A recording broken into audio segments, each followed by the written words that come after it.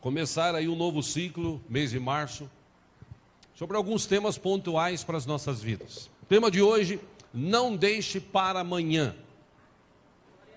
Tem muita gente deixando para amanhã, para depois, algumas coisas que ele pode resolver hoje. Tem muita gente, usa-se uma expressão, procrastinando, né? Deixando para frente, mandando para frente, coisas que podem ser resolvidas hoje rapidamente. Amigos que estão distantes uns dos outros por conta de um problema que teve, de uma dificuldade. Famílias, pessoas que perdem entes queridos e perdem esses entes queridos porque fatalidades que acontecem na vida. E algumas dessas pessoas, quando despertam ou quando caem em si, veem que essa pessoa que morreu, ele tinha um problema, tinha uma dificuldade, ele não conversava, ele tinha algo guardado no coração, enfim, e ele acaba ficando com remorso e remorso para o resto da vida. Tem muita gente que é doente hoje. Nós vivemos num século que a doença atual, aliás, estudiosos dizem que até agora, 2020, a doença que mais toma conta de pessoas no mundo é o câncer, mas diz que a partir de 2020, 2021, a doença será depressão. Nunca se viu tantas pessoas com depressão como a gente vê hoje. E por que tudo isso acontece? Porque muita gente deixa para fazer amanhã o que ele pode fazer hoje. Tem gente até que usa aquele texto. Eu já ouvi algumas pessoas dizendo o seguinte: pastor, mas Jesus falou, deixa para amanhã. Não, Jesus usou a questão do amanhã para algo específico. Isso está no livro de Mateus, capítulo 6, versículo 34, os irmãos, até tudo certo, eles vão colocar aqui. Jesus disse: portanto, não se preocupe com o amanhã, pois o amanhã terá suas próprias preocupações, basta a cada dia o seu mal. Ou seja, Jesus falou para deixar as preocupações para amanhã. Agora, as coisas que você pode resolver hoje, resolva hoje. Quero ler um texto com vocês, livro de Tiago, capítulo 4, você que trouxe a sua Bíblia, vamos ler juntos.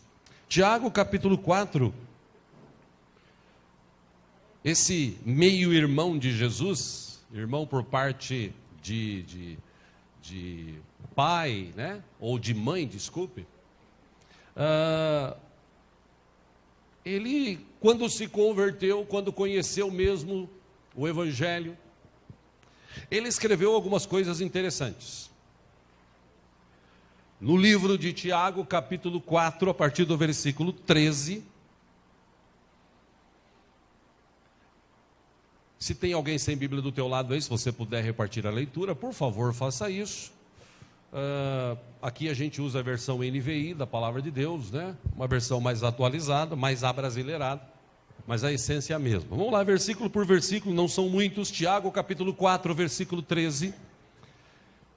Ele escreveu: agora ouçam, vocês que dizem, hoje ou amanhã iremos para esta ou aquela cidade, passaremos um ano ali, faremos negócios e ganharemos dinheiro.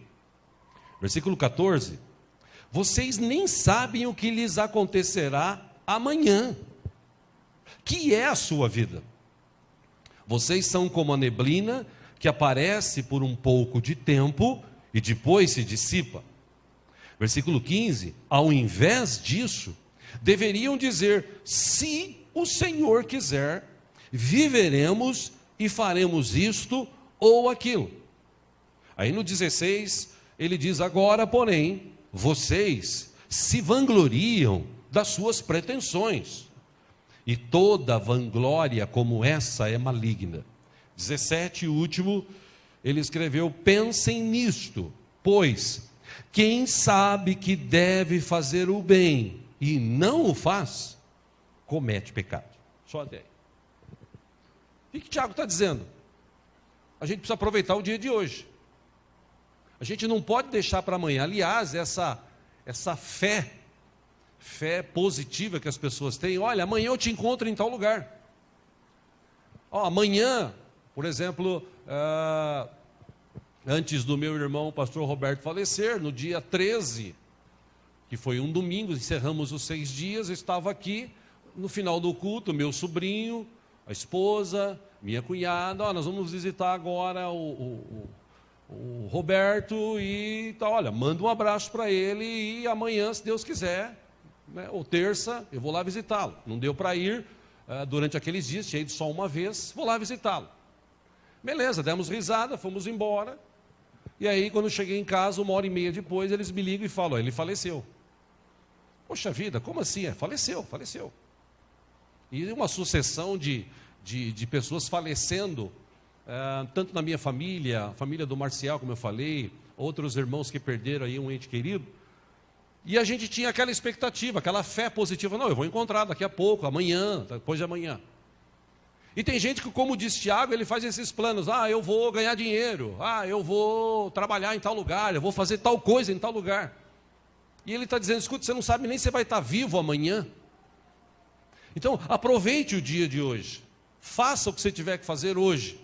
E ele diz, inclusive, ele cita algo muito pontual, ele diz o seguinte, você que sabe, inclusive, que deve fazer o bem e não faz, você está pecando. Você precisa ter consciência disso, você precisa aprender a fazer o bem e fazer bem hoje. Que tipo de bem? Bom, eu já disse aqui, quando Jesus falou, deixa o mal de amanhã para amanhã, ele disse, não se preocupe com o amanhã, porque o amanhã pertence a Deus. Deus cuida da gente. Deus está no controle. Se nós confiamos em Deus, Deus está no controle. Ainda hoje recebi acho que uma carta, né, pelo menos que foi escrito no WhatsApp por um pastor amigo, de irmãos da igreja, de uma igreja chamada Igreja Batista, acho que Memorial, se eu não me engano, lá da Venezuela.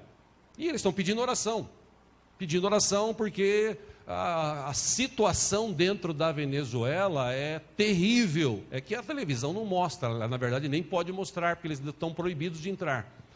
Mas a situação lá está terrível. O que os soldados e os homens contratados do atual presidente estão fazendo com as pessoas, matando pessoas, estuprando pessoas, mutilando pessoas. Aí eles escreveram, até agora eles não estão mexendo com a igreja, mas a igreja está temerosa, porque tem alguns lugares que eles estão proibidos de cultuar a Deus.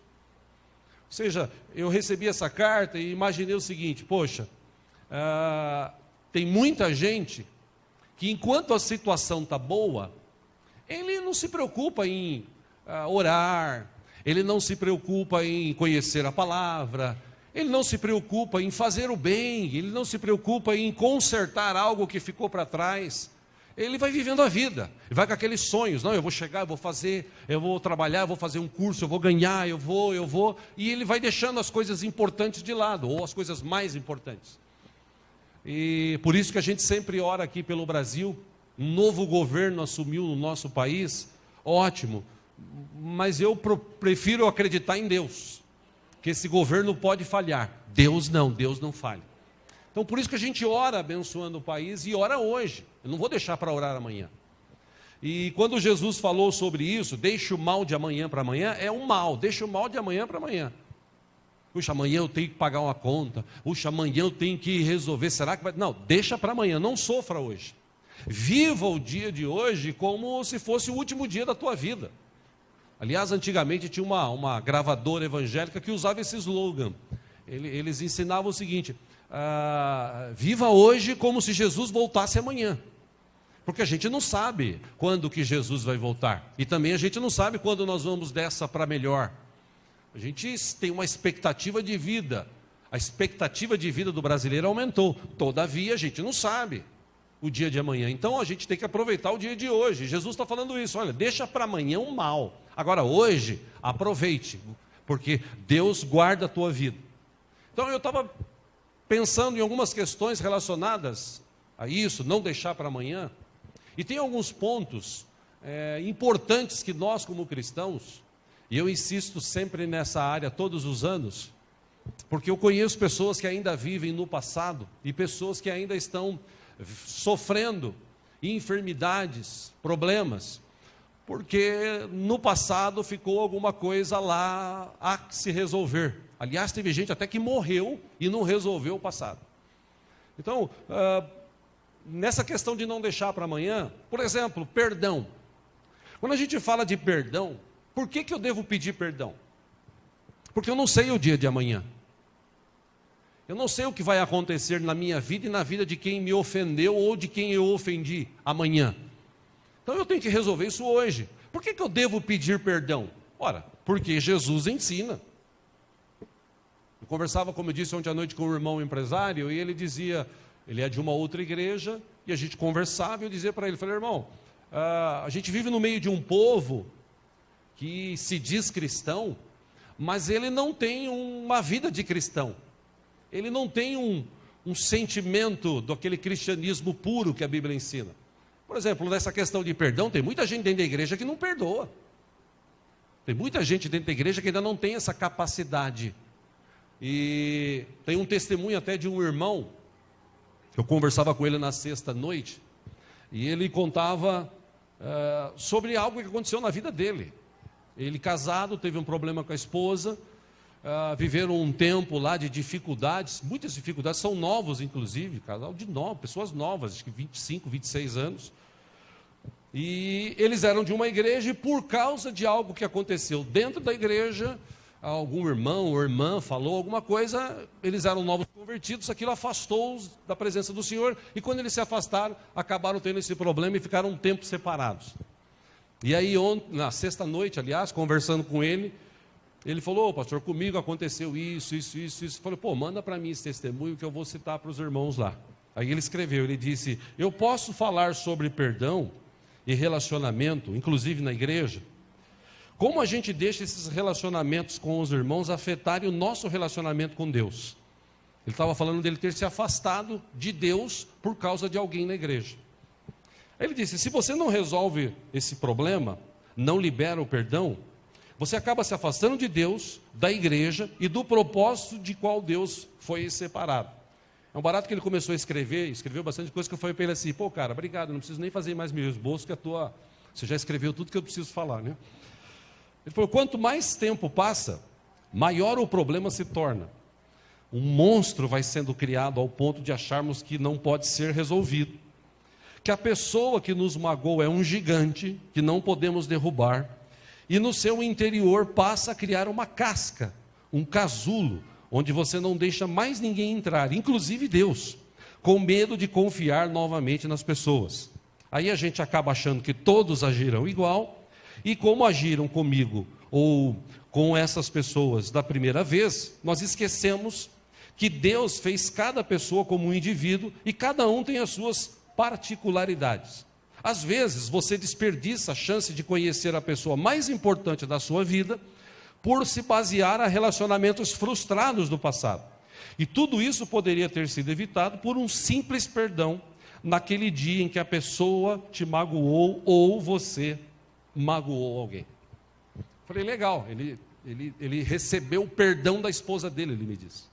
A esposa o perdoou e eles estão vivendo tão bem, graças a Deus. Mas foi uma questão que aconteceu dentro da igreja. E por estar dentro da igreja, muita gente tem esse pseudo relacionamento com Deus. Eu amo a Deus, Deus é bom, Deus é maravilhoso. Tá, mas e alguns princípios bíblicos que existem na Bíblia que você e eu às vezes deixamos de praticar porque a gente não lê Bíblia, a gente não conhece. Por exemplo, alguns textos para te ajudar a refletir sobre isso. Em Mateus 18, 21, Pedro aproximou-se de Jesus e perguntou, Senhor, quantas vezes deverei perdoar a meu irmão quando ele pecar contra mim? Até 7 vezes? Ele dá uma sugestão para Jesus. 7 vezes, tá bom? Aí Jesus responde, eu digo a você, não até 7, mas até 70 vezes 7. Fala assim, poxa, então eu tenho que perdoar 490 vezes, meu irmão? Pô, que coisa, eu tenho que perdoar fulano? Você tem que perdoar, sim. Porque em Marcos capítulo 11, versículo 25, Jesus disse, quando estiverem orando, se tiverem alguma coisa contra alguém, perdoem-no, para que também o Pai Celestial perdoe os seus pecados. Agora, se vocês não perdoarem, também o seu Pai que está nos céus não perdoará os seus pecados. Palavras de Jesus. Ou seja, você quer ser perdoado? Eu quero. Então você precisa perdoar. Perdão é algo condicional. Perdão não é sentimento. Eu estou sentindo agora de perdoar aquele irmão, aquela irmã, aquele cara que fez mal para mim. Eu estou sentindo de perdoar. Não, perdão não é sentimento. Perdão é decisão.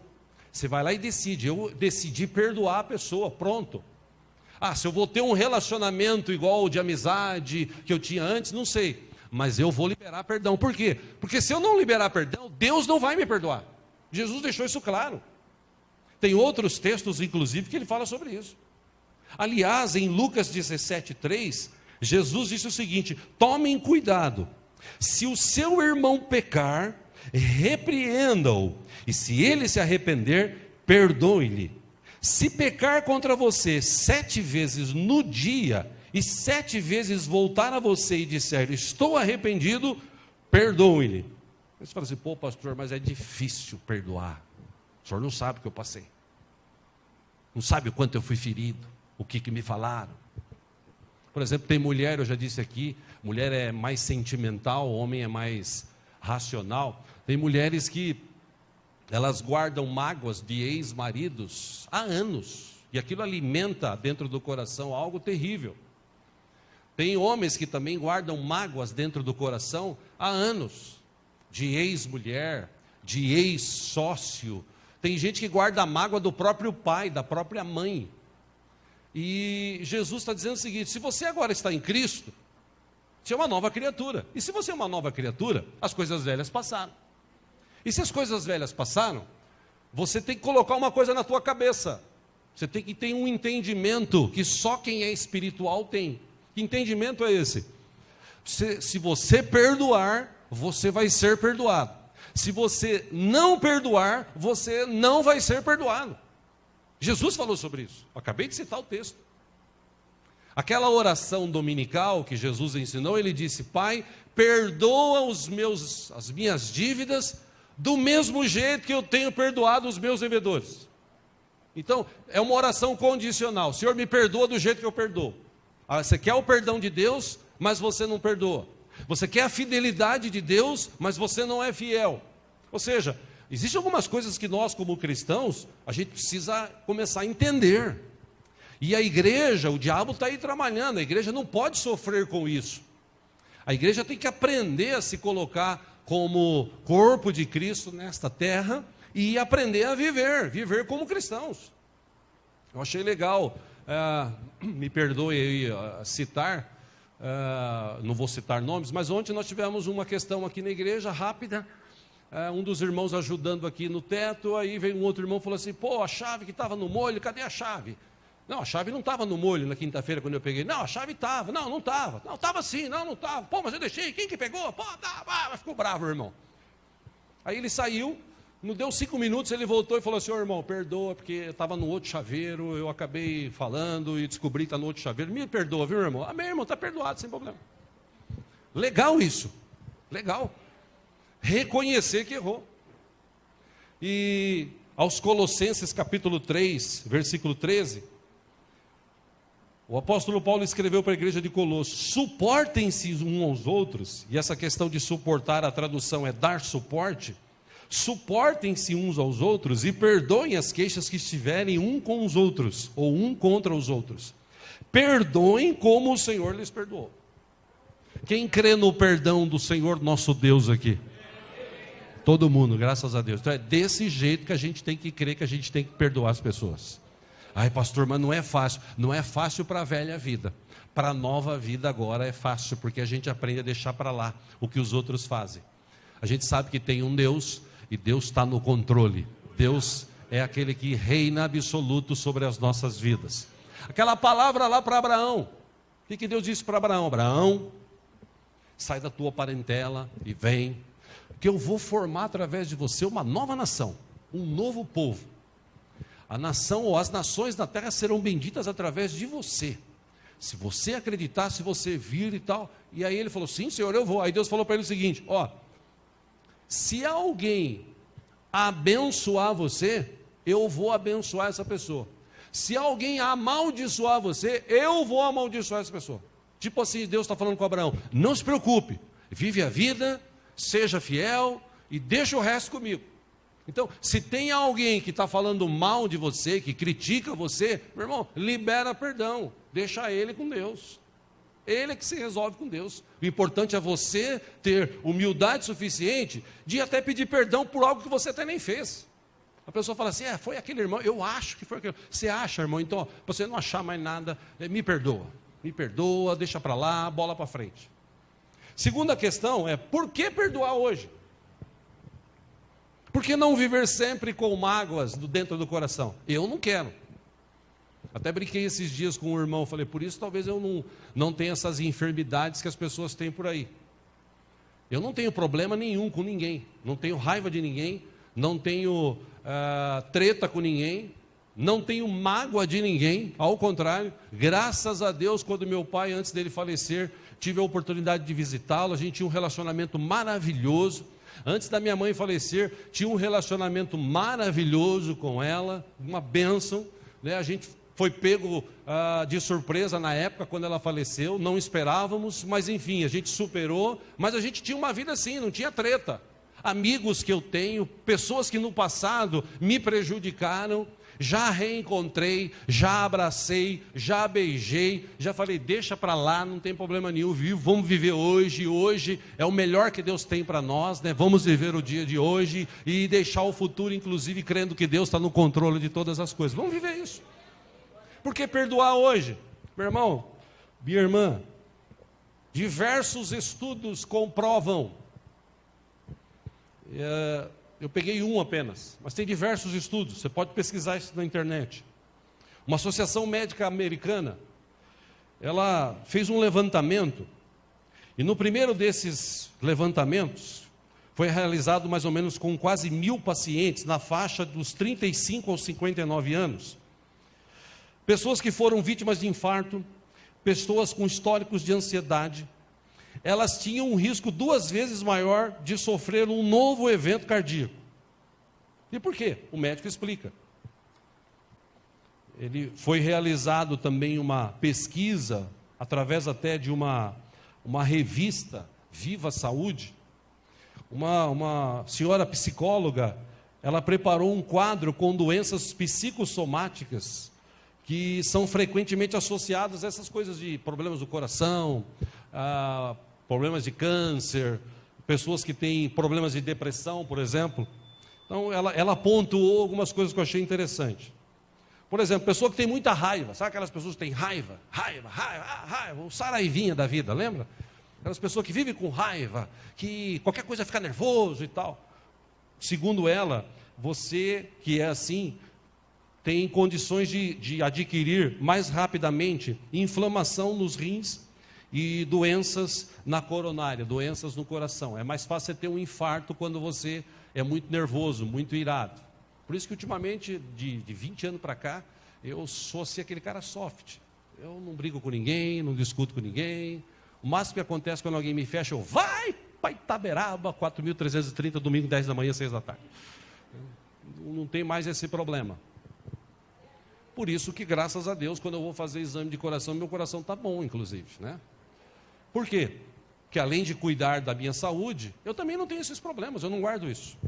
Uma outra questão aqui, pessoas que vivem em depressão, pessoas que vivem depressivas, por conta dessas questões guardadas no coração. Elas são passíveis de sofrer de hipertensão, sofrer de câncer e sofrer de psoríase, que é uma doença na pele. Pessoas que guardam mágoas do coração, fatalmente vão sofrer de câncer, segundo essa psicóloga. Pessoas que são ansiosas, pessoa que é muito ansiosa, sabe aquela pessoa que Jesus falou, deixa para o mal de amanhã, não, ele fica sofrendo hoje, fatalmente essa pessoa terá úlcera, algumas doenças relacionadas ao estômago. E para enfrentar isso, segundo a própria psicóloga, que nem cristã é, ela disse, é simples. É só você aprender a controlar as suas emoções. É só você aprender a liberar perdão. Segundo essa revista americana, esse grupo de médicos, eles chegaram à conclusão de que é necessário haver liberação de perdão. Aí você fala assim, por que tem tanta gente no mundo doente? Aí você fala na nossa igreja, por exemplo, nas igrejas por aí, está cheio de gente doente. É óbvio que tem pessoas que têm doenças, tem pessoas que têm uma doença hereditária, tem pessoas que acabaram passando por algum mal, algum súbito mal, enfim, um acidente, isso a gente entende. Mas por que tem tanta gente que está doente nas igrejas? A gente ora, ora, ora e parece que nunca cura. Será que Deus é aquele Deus sádico que está assim, não, esse cara tem que sofrer 20 anos. Esse tem que sofrer. Lembra de Jesus quando curou aquele cara aleijado? Ele curou, quando Jesus o curou, que ele estava lá, e ele dizia assim, escuta, ninguém me ajuda não, levante e anda. Aí Jesus falou para ele o seguinte, olha, vai e cuidado, viu? Não peca mais para você não voltar a ser assim. Ou seja, aquele cara tinha dentro do coração dele alguma coisa que ele havia feito no passado, que o levou a viver aquela enfermidade. E Jesus o cura e fala, olha, não faz mais isso. Ou seja, tem muita gente que um dia veio para a igreja e, como diz a própria Bíblia, Deus não leva em conta aquele tempo da ignorância. A pessoa não conhece Deus, não sabe o que é perdão, enfim. Mas quando você vem para a igreja, quando você conhece a Cristo mesmo, e essa é a minha questão hoje com a igreja evangélica do Brasil, porque existem centenas de igrejas, existem igrejas boas, que ensinam a palavra, mas existe muita igreja que só ensina prosperidade, só fala de enfermidade, e você precisa conhecer a palavra, porque tem algumas doenças que as pessoas têm, que para elas serem curadas, elas precisam tomar uma atitude. Por isso que é chamado doença psicossomática, doença que começa na mente. Pessoas que estão enfermas dentro das igrejas, e ela não cura, ela não vai para frente, as coisas não desenvolvem. Por quê? Porque ela tem alguma questão não resolvida com alguém no passado. Isso é muito sério. Por isso que Tiago disse, não deixa para fazer amanhã o que você pode fazer hoje. O bem que você pode fazer hoje, faça hoje. Que tipo de bem? Eu vou perdoar, eu vou pedir perdão, eu vou tomar uma atitude, eu não vou esperar ninguém. Ah, mas não tem mais. Do jeito que eu perdoo, Deus me perdoa. Amém, irmãos? Por exemplo, tem gente que fala assim, em outro ponto, por que eu devo ir à igreja? Por que eu devo adorar a Deus? Já falei aqui e repito, igreja não é invenção de pastor. Quem inventou a igreja chama-se Jesus Cristo. Ele que instituiu a igreja. Ele que instituiu, ele que levou os seus discípulos a formarem grupos em tantos lugares, que esses grupos cresceram tanto que foi necessário haver algumas igrejas e pastores para pastorear essas pessoas. Então, ir à igreja, e o próprio apóstolo Paulo diz o seguinte, não deixe de se reunir hoje como igreja. Por que eu vou para a igreja? Por que eu tenho que ir para a igreja hoje e não posso ir amanhã? Não, eu posso ir amanhã se eu estiver vivo, mas eu quero ir hoje. Por quê? Olha, porque eu tenho razões de sobra para estar na igreja adorando a Deus. Olha, eu tenho razão de sobra para estar na igreja adorando a Deus. Primeiro, para receber a sua palavra. É na igreja que Deus manda a estratégia, através da sua palavra. Por isso que, às vezes, tem muita gente perdendo tempo. Eu volto a repetir aqui o que eu sempre digo, não tenho nada contra.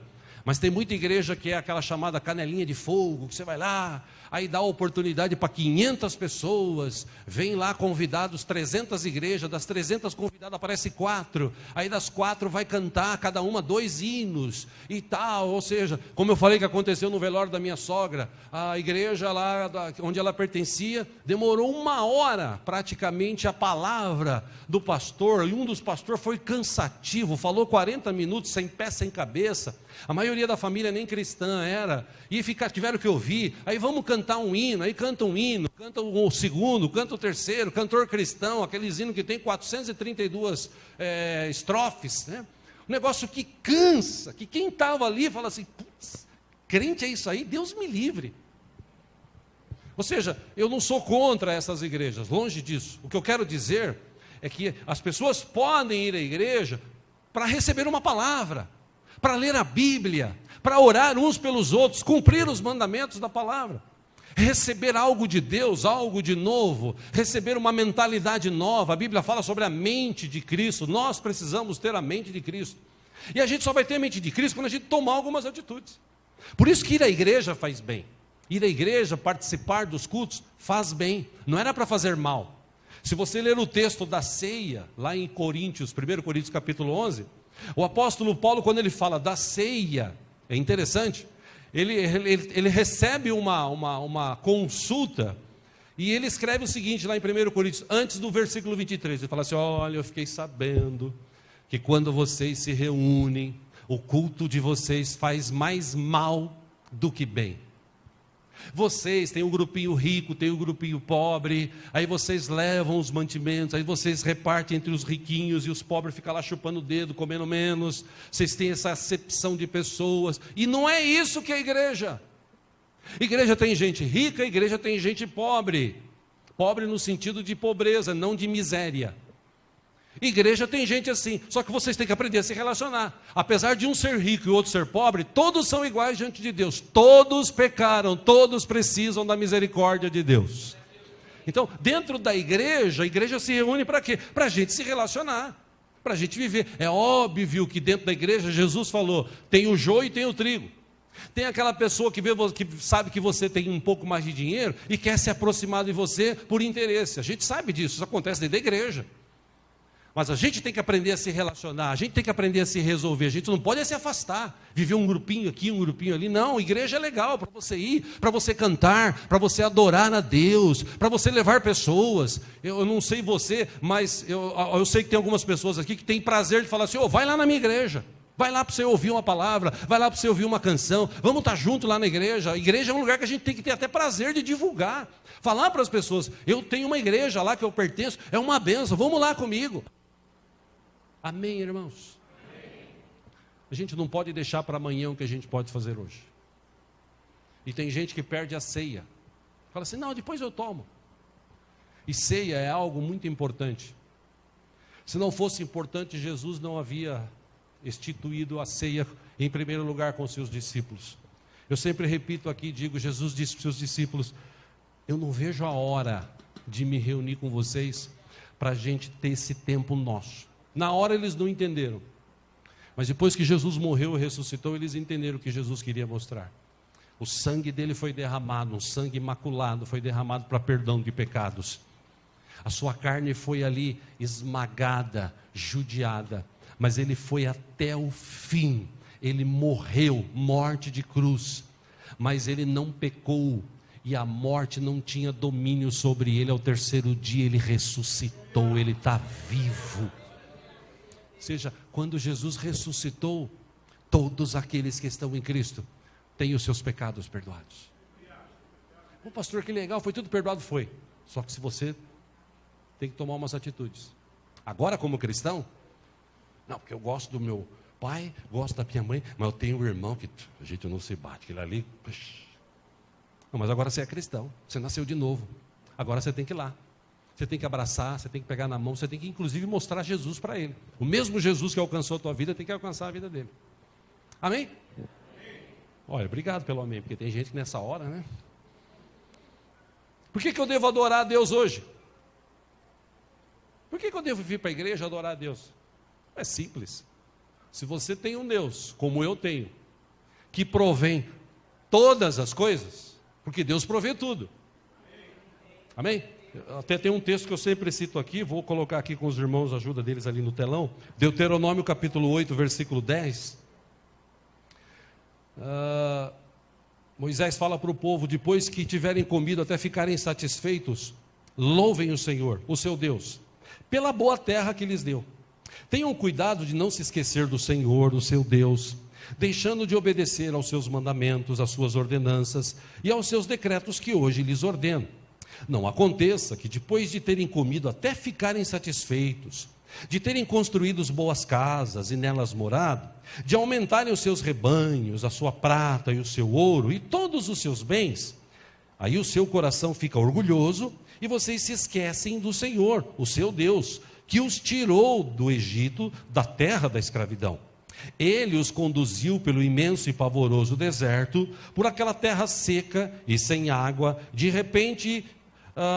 serpentes, e escorpiões venenosos. Ele tirou água da rocha para vocês, e os sustentou no deserto com maná, que os seus antepassados não conheciam, para humilhá-los, prová-los, a fim de que tudo fosse bem com vocês.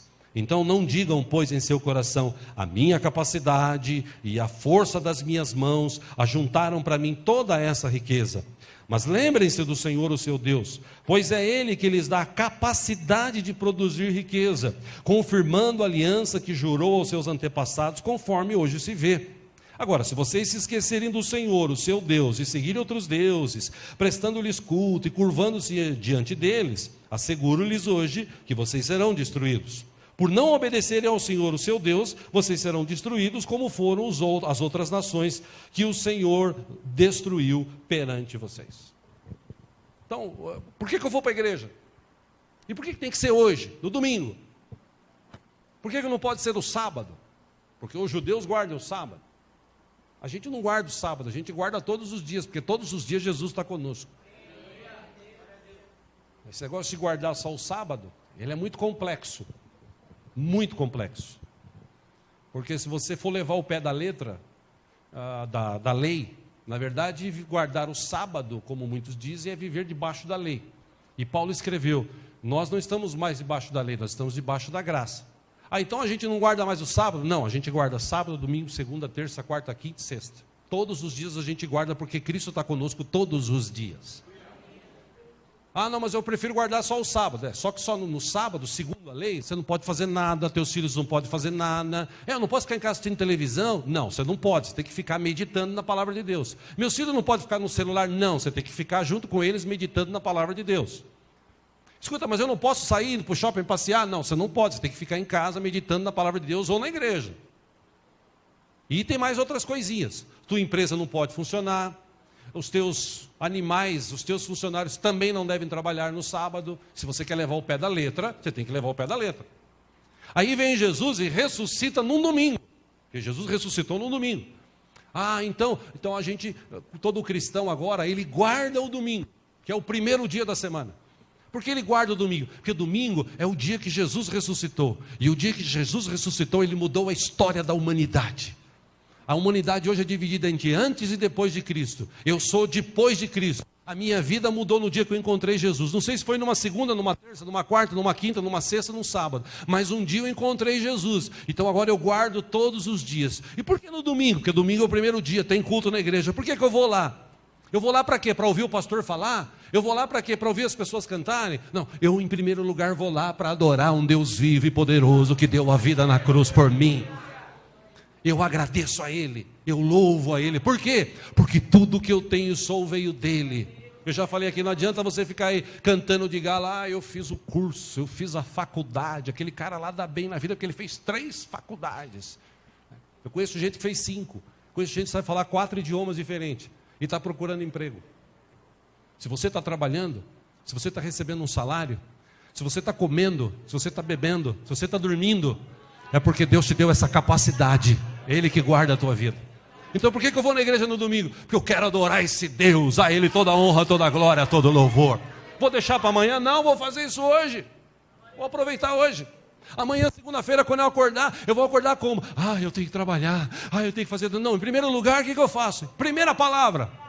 Eu levanto, já deito na minha cama, sento na cama e falo: Senhor, obrigado por mais esse dia. Obrigado pela noite de descanso abençoado. Obrigado, Senhor, dá um dia abençoado. Se tiver que passar por esse dia provações, seja debaixo da tua mão potente. Obrigado, Senhor, guarda-nos em nome de Jesus. Amém. A Ele toda a honra, toda a glória, todo o louvor, toda a adoração, hoje e sempre. Ele é Deus. Amém? Ele é o nosso Deus. Aleluia.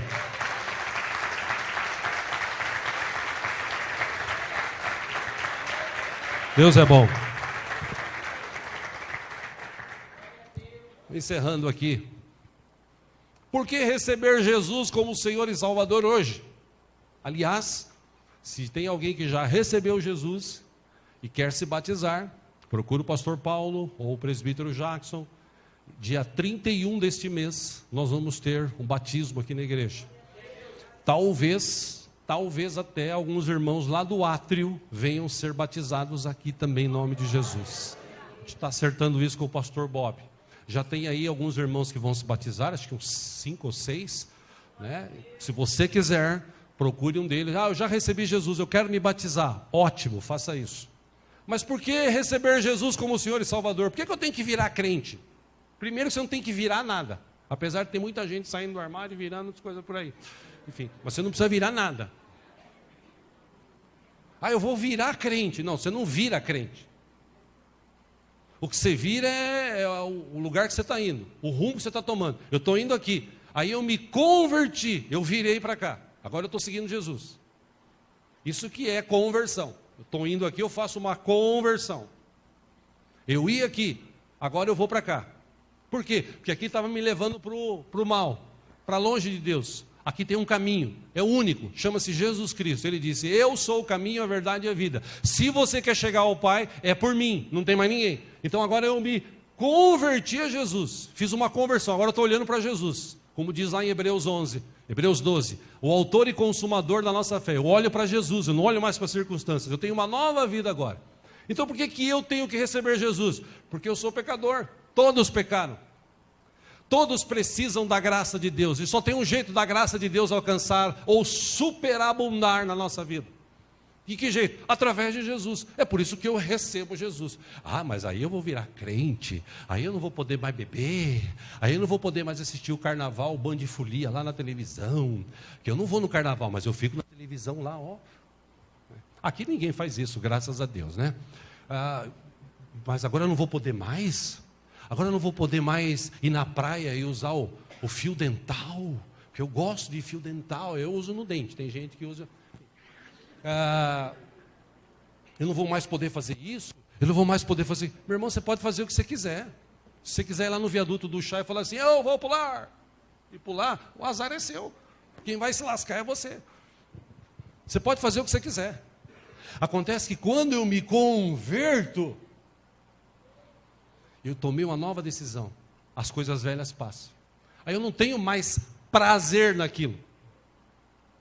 Eu não tenho mais desejo de usar e fazer aquilo, não porque me foi obrigado, porque a Bíblia manda, não, porque agora eu conheci um Deus. E esse Deus, segundo a Bíblia, Ele é amor. E esse amor de Deus, segundo a Bíblia, Paulo escreveu, 2 Coríntios 5, 14, 15, ele disse, pois o amor de Cristo nos constrange. Por quê? Porque estamos convencidos de que um morreu por todos, logo todos morreram. E ele morreu por todos, para que aqueles que vivem, já não vivam mais para si mesmos, mas para aqueles que por eles morreu e ressuscitou. Agora, o amor de Cristo é tão grande, que Ele me constrangeu, que agora eu não tenho mais olhos para essas coisas do passado. Agora eu tenho olhos para o futuro, para uma vida saudável, para uma vida abençoada. Aí o cara pergunta, por que você não bebe? Você é crente? Não, eu não bebo, não é porque eu não sou crente, eu bebo. Quem falou que eu não bebo? Ah, você bebe? Bebo Coca-Cola, Guaraná, suco, água, chá, café, bebo tudo isso. Não, estou falando de bebida. Não, bebida eu não bebo. Por quê? Porque só tonto bebe. Uma vez eu falei isso para um amigo, ele falou, pô, meu, que é isso? Eu falei, tonto é que bebe. Porque o cara bebe e perde o sentido, o cara bebe e bate o carro, mata pessoas, briga com a mulher, dorme na casinha do cachorro, porque chega bêbado em casa. Então, eu não sou tonto, eu não bebo esse tipo de coisa, eu bebo coisa que me deixa lúcido. Aí, fumar, nunca fumei na minha vida. Por quê? Porque você é crente? Não, porque fumar destrói. Acaba com o pulmão. E eu sou um cara inteligente, eu não vou fumar. E uma droga, você nunca cheirou lá, ficou doidão lá, cheirando lá um negócio, né? Fumando, né? Eu já vi uns caras assim, tinha uns amigos lá na adolescência, na escola, que naquela época era difícil, né? Mas sempre tinha um, pegava uma maconhinha lá e, né, tal, e chegava perto daquele cheiro terrível, eu já passava até longe. O que aí? Eu não, cara. Pô, mas isso aqui é viagem. Viagem para onde? Só se for para os quintos dos infernos, né? Viajar para onde? Não, toma aqui, cheira aqui. Eu não, cara. Para quê? Não, para provar. Você vai... Eu não preciso disso. Eu tenho um Deus que Ele me leva para lugares maravilhosos. Eu estava assistindo sexta-noite, eu gosto muito de assistir isso, estava pesquisando na internet algumas coisas e tal, e eu estava assistindo lá um pastor, teólogo, físico nuclear, o cara é 4, 5 coisas, tudo formado nos Estados Unidos, nos melhores lugares, um senhor já, não me lembro o nome dele. sobrenome acho que é Lourenço. O cara é um gênio. E aí ele estava explicando que os cientistas não acreditam na Bíblia. E a Bíblia diz que a terra parou. Josué orou e o sol parou. Isso está um texto bíblico. Como assim o cara ora e o sol para? Não, isso não pode acontecer. Aí ele, como físico, como cientista, ele explicou, realmente, o sol, por causa da rotatória dele, por causa do jeito que ele vai, ele não pode parar sozinho, porque se ele parar, ele vai acabar destruindo algumas coisas na terra, em todo o sistema que está do lado dele. Aí ele diz, provou também a terra, na sua rotação, nas coisas que ela faz, ele foi explicando, ela também não podia parar, porque se ela parasse, ia prejudicar isso, prejudicar aquilo outro. Aí ele falou assim, então depois ele dá uma explicação lógica, física, em relação a isso. O sol não pode parar, a lua não pode parar. Aí ele disse, eu vou falar algo para vocês que vocês talvez não acreditem, mas eu acredito, porque eu tenho um Deus vivo. Deus parou o universo, porque um homem orou. Não parou o sol, não parou a terra. Deus parou. O único jeito de não acontecer nada é parar o universo. Então Deus parou o universo por causa de um homem que orou. Senhor, eu preciso de mais tempo para derrotar os inimigos. Ele falou, pois então eu vou parar o universo. Ele parou o universo. Então esse é o Deus que eu creio. Por que eu vou para a igreja? Porque eu amo, porque eu adoro, porque eu sei que o seu amor me constrange. Por que eu devo amar as pessoas? Porque Cristo me amou primeiro e o amor dele me constrange, que eu sou, entre aspas, obrigado a amar. Mas você ama porque você é obrigado? Não, obrigado no sentido figurado. Prazer de amar, amar os irmãos, amar as pessoas. Amar quem? Até quem te persegue, orar por ele. Por quê? Porque agora eu estou em Cristo. Então eu não deixo para amanhã o que eu posso fazer hoje. Salmo 118, 24 diz, este é o dia em que o Senhor agiu, fez. Alegremo-nos e exultemos neste dia.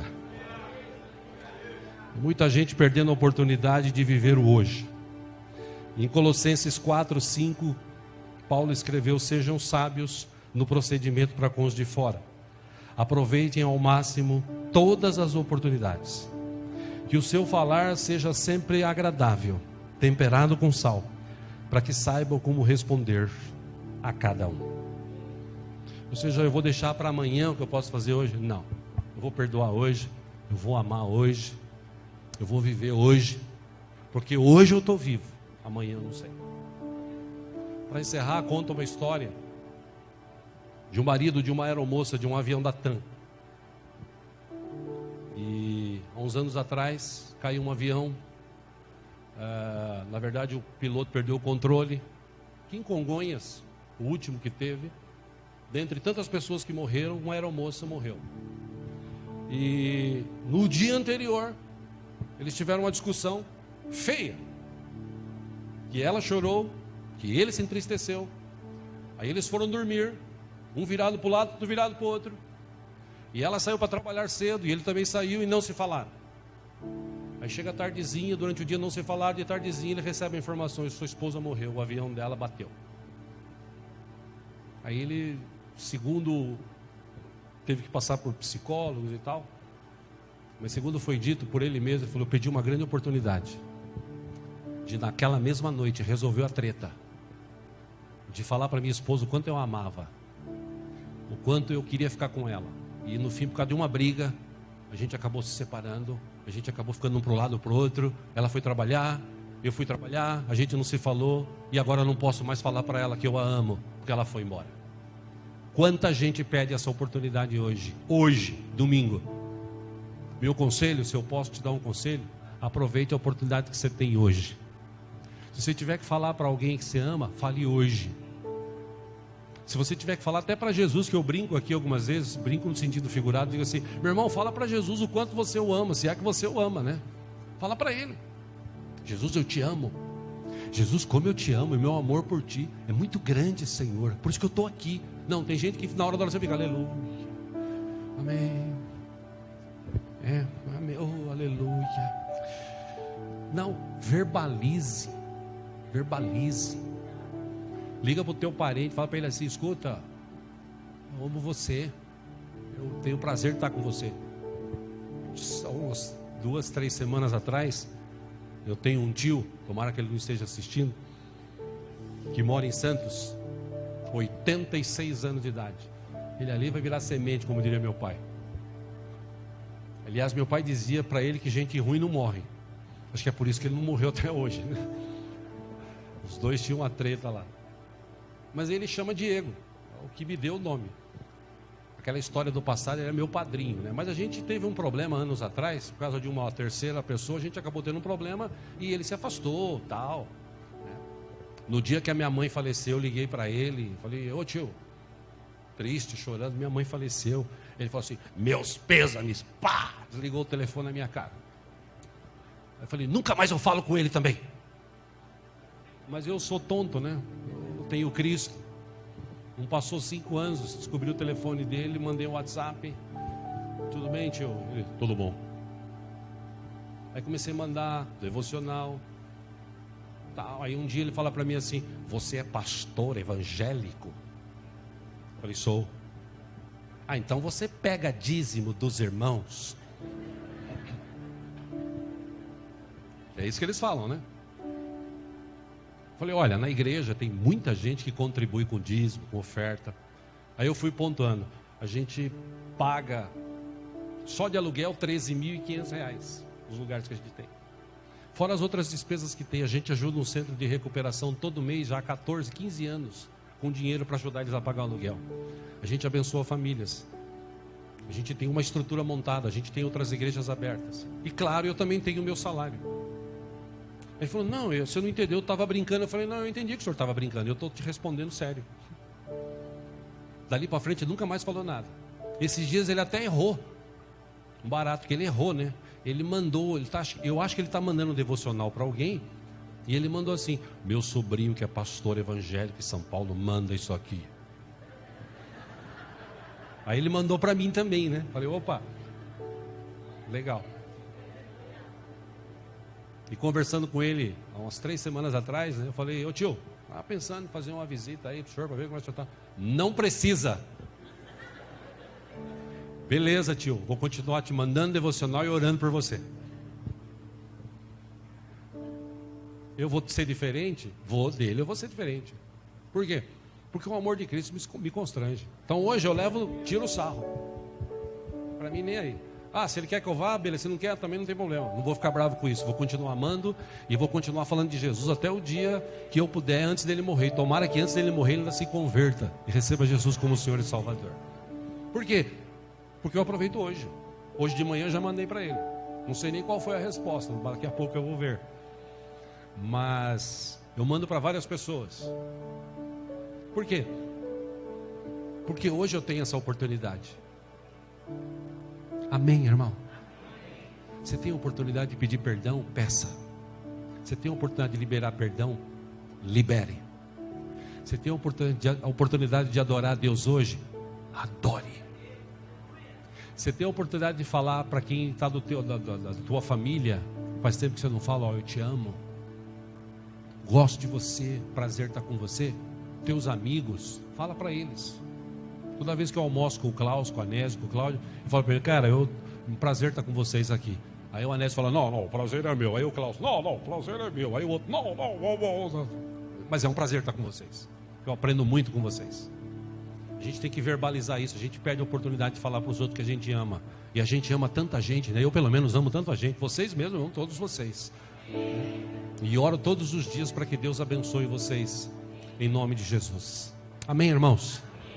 Não deixe para amanhã o que você pode fazer hoje. Feche os teus olhos por um instante.